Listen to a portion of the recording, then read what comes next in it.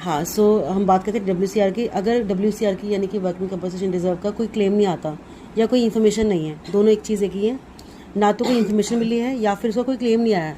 Information नीचे लिखा when there is no claim, मतलब कि किसी को ऐसी दुर्घटना नहीं हुई, कोई एक्सीडेंट नहीं हुआ थैंकफुली, क्योंकि अब हम फर्म को कर रहे हैं रिकॉन्स्टिट्यूट कर रहे हैं, रेशो चेंज हो रही है। तो अब हम क्या करेंगे, उस WCR को हम ट्रांसफ़र कर देंगे किस में, ओल्ड पार्टनर्स में।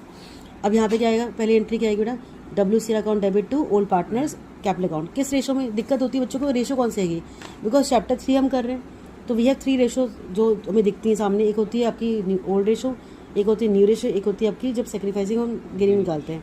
तो किस रेशो में हमें WCR को, बच्चों को ये बहुत डाउट रहता है, तो ये ध्यान रखना है। आप जब ये लिखोगे WCR टू ओल्ड पार्टनर्स, तो यानी कि ओल्ड पार्टनर्स, तो यानी कि ओल्ड रेशो।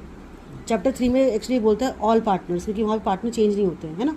लेकिन चैप्टर 4 में क्योंकि एडमिशन होगा तो पार्टनर्स पुराने नए होंगे, ऐसे चैप्टर 4 में रिटायरिंग पार्टनर, चैप्टर 5 में रिटायरिंग पार्टनर का कॉन्सेप्ट आएगा, तो वहाँ पे रिमेनिंग पार्टनर्स का कॉन्सेप्ट आता है या ओल्ड पार्टनर्स का आता है। तो आपने ध्यान रखना कि जो भी ओल्ड पार्टनर्स है उसमें बट रहा है या ऑल पार्टनर्स। तो WCR to old partners in old ratio.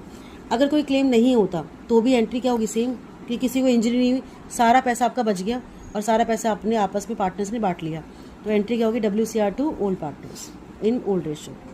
अब इसका ये तो दोनों केस एक ही थे, है ना, इनमें से कोई भी एक आ जाए तो आपने ये एंट्री करनी है। लेकिन व्हाट अबाउट नेक्स्ट की, अगर कोई क्लेम आ जाता है, अब क्लेम आने की भी 3 सिचुएशन बनेगी। सिचुएशन कैसे बनेगी,